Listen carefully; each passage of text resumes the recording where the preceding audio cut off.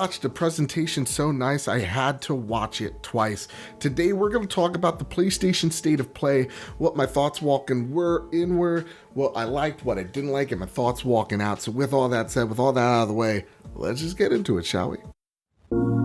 And with that, let's talk about my expectations walking in, because to be completely honest, when Sony announced this new event, this new way of talking to us, there was one way I thought that this was going to go. It was either Sony was going to take the Nintendo Direct approach and just cut the bullshit and just talk about game, or they were going to go with the Inside Xbox approach, which was show all the personalities there, show the faces, have a little talk in between the game releases and all that. And with that, that's what I was more curious about walking into this event was, what's the presentation going to look like? Which is really weird for me. I wasn't expecting Bloodborne or The Last of Us 2 or, anything like that. I wasn't thinking Death Stranding was going to show up at the end, though those things would have been nice. What we got was something a little bit more Nintendo Direct and a lot less Inside Xbox. So walking into this event, those are my expectations. They're pretty ground level. So what did I like? Now, I'm not going to dissect this thing go by game, so I'll be pretty general here. First things first, what I liked was they definitely just took the Nintendo Direct approach of just no bullshit, show me games.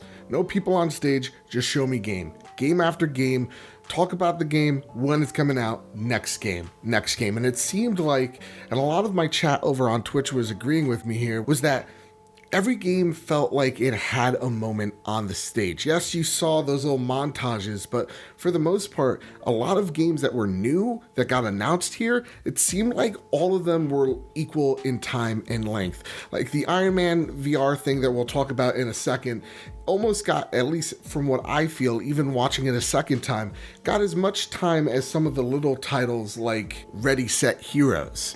So that's the one thing I really like. They stole that Nintendo Direct approach and they gave a lot of the games a fair shake and fair time on the virtual stage. So overall, I thought the presentation of the presentation was really good, and I think that's the strongest thing coming out of this event, is that the State of Play launched in a pretty good shape. And so with that, I'm going to read you some of the games that excited me out of this event. First things first, Hello Games, No Man's Sky. It is awesome to see that the developers have not given up on this game and in fact keep on giving it free updates time and time again. That is really awesome, and this one is going to be a VR update for free in the summer. Really dope. We then had Ready, Set, Heroes, which was a dungeon crawler with really cute, adorable animals, and you're kind of racing to see who can get the high score. It's pretty cool. It's pretty cute. It's from the people that I think make All Orcs Must Die or something like that. We had another VR game, and this is a pattern, called Blood and Truth, which I think comes out of PSVR World's The Heist.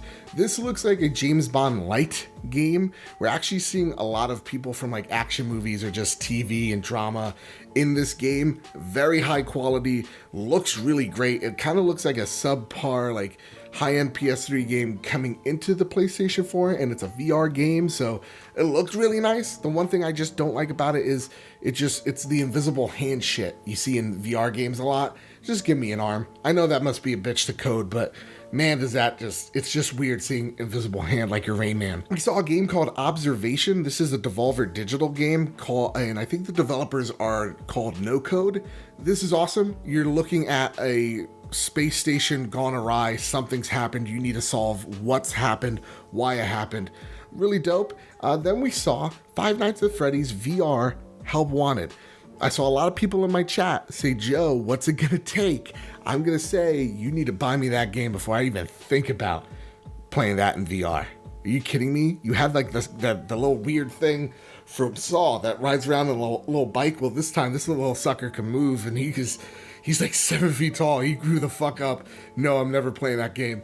Don't ask me ever again. Then we saw Concrete Genie. Awesome. This is a game that I wanted more information about. We're finally getting it, coming in the fall with a VR mode. Awesome. Dope. I really love this game. You don't even, not every game you need a shooty bang bang to be cool, to be fun. Sometimes all you need to be is a boy with a little paintbrush. And yeah, it looked dope. I liked it. And then almost last but not least, we saw Days Gone, and that was to be expected. Looked awesome. I'm already sold on it, but I know why it was there. You needed that big, here's the cool game coming soon. Looks awesome. Man, they did a great job. Oh God, I'm excited. And then yeah, they left you with some Mortal Kombat stuff because that game's coming out next month. So those are the games that I'm really excited for. Those are the things I'm really excited about. There's a lot of things for me, but I own a PlayStation VR. I own a PlayStation 4 Pro. So I own all the PlayStation stuff, so I saw a lot of things for me. And here goes to the things I don't like. And it's really just one, too much VR. And I know that sounds crazy, but Sony needed to prove that they're still supporting VR, but they also needed to give a little bit of balance because yeah, there's like 3 or 4 million PSVR units out there in the wild, but you also have 90 plus million PlayStation 4s out there in the wild. And it seemed like more than 3/4 of this whole presentation was just PSVR. And if you're not into PlayStation VR, you kind of got nothing out of this. And that's what I saw. What a lot of people are saying on the internet is that, yeah, this is cool, good step, but way too much PSVR. If I was Sony, and now if I was Shu, what I would have done was just something simple of, hey, this is our first state of play. We're going to be focusing majority on it on PlayStation VR. That wasn't a word in the beginning, so the majority on it on PlayStation VR. This is what you could come to expect.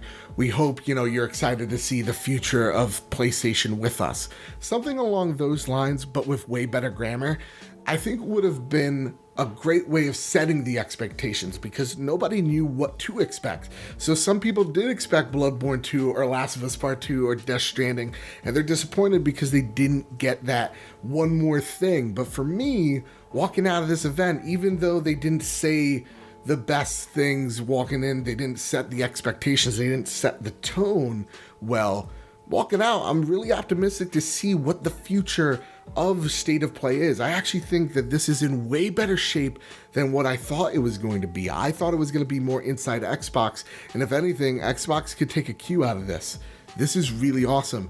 And it goes to show, I don't think you need E3 anymore. I'm sorry, it's just, I love this presentation. I loved it a lot more than what we saw last year with Sony at E3, where you had a weird guy in a flute, right? You were in a fucking church tent because they had to talk about The Last of Us in a church tent.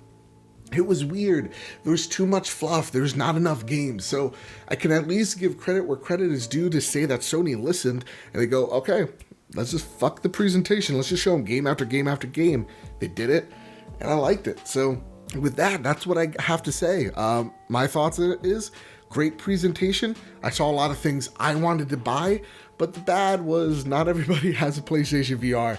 They should have mentioned that it was PSVR focused before going into this, and that was a little bit of a misfire. But hell, that was one small mistake that was, out of everything else, a really good showing. So with that, I'm on board, but hey, I'm a Sony fanboy, so I want to know what you guys and gals have to say in the comment section down below. Did you like what you saw here? Did you not like what you saw? Let me know how you would like the next State of Play to go in the comment section down below, because here at Bad Big Games, it's all about the conversation.